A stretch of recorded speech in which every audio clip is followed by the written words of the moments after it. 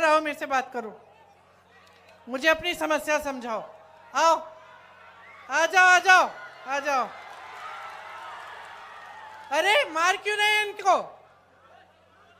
इनसे कहिए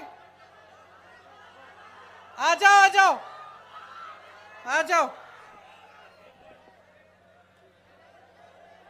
मैं बुला रही हूं, आने दीजिए, आने दीजिए इन्हें। आ जाओ बेटा।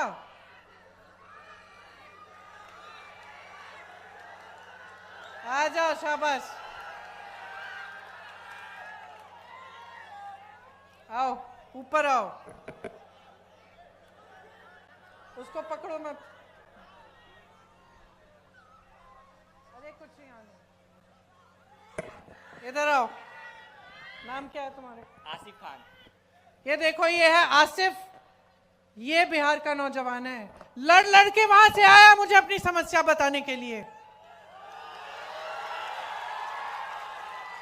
ये है बिहार का नौजवान जो अपने अस्तित्व को समझता है, अपने अधिकारों को समझता है, जो लड़ता है अपने अधिकारों के लिए, जो समझ रहा है कि इसके साथ क्या हो रहा है आज।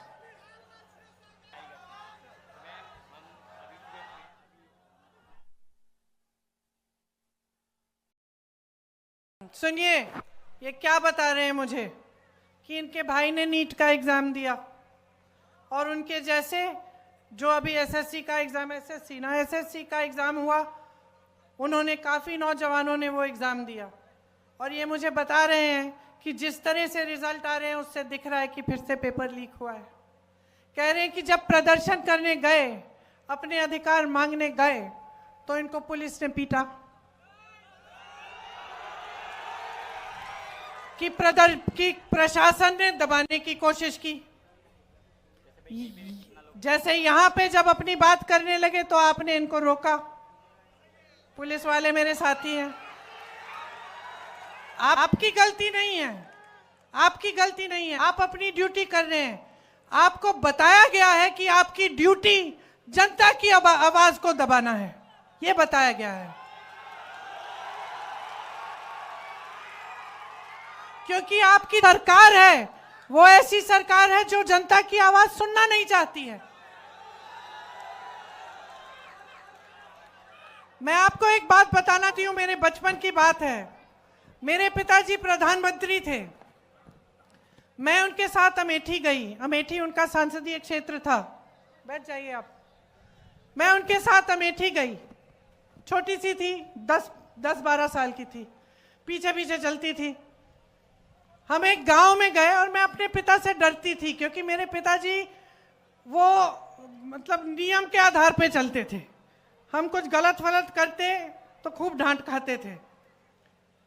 पिताजी गांव के अंदर गए, मैं पीछे पीछे गई और एक महिला बड़ी जोर से उनको डांटने लग गई।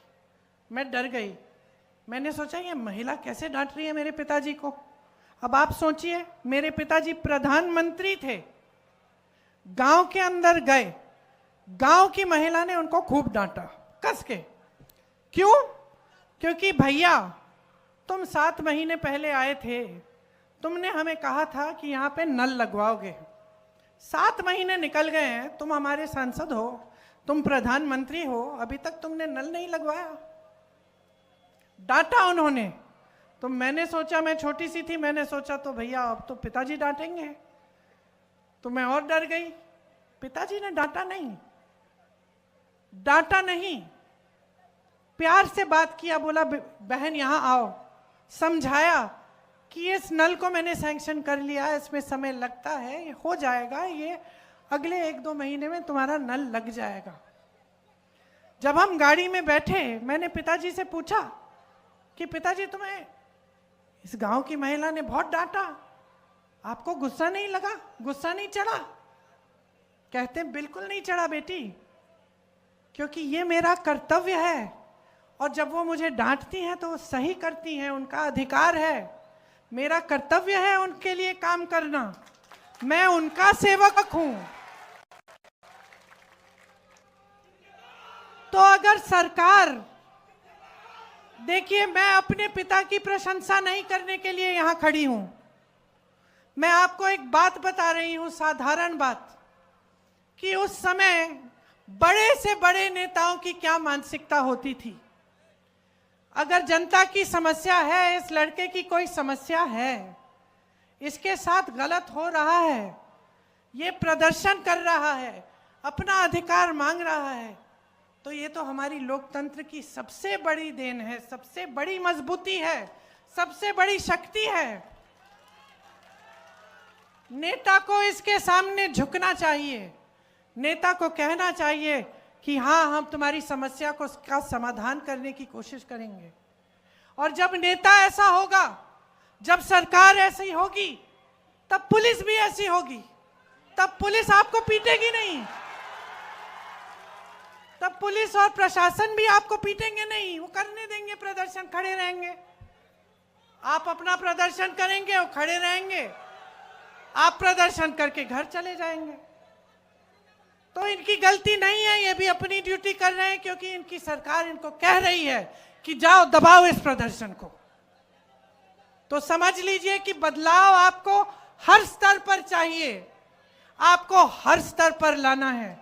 आपको मानसिकता का बदलाव चाहिए, आपको सरकार जैसे चलती है उसमें बदलाव चाहिए, आपको भ्रष्टाचार खत्म कराने के लिए बदलाव चाहिए, आपको विकास लाने के लिए बदलाव चाहिए, आपको अपने भविष्य को मजबूत बनाने के लिए बदलाव चाहिए। बदलाव लाइए, आपके हाथों में है, आपके ही हाथों में है।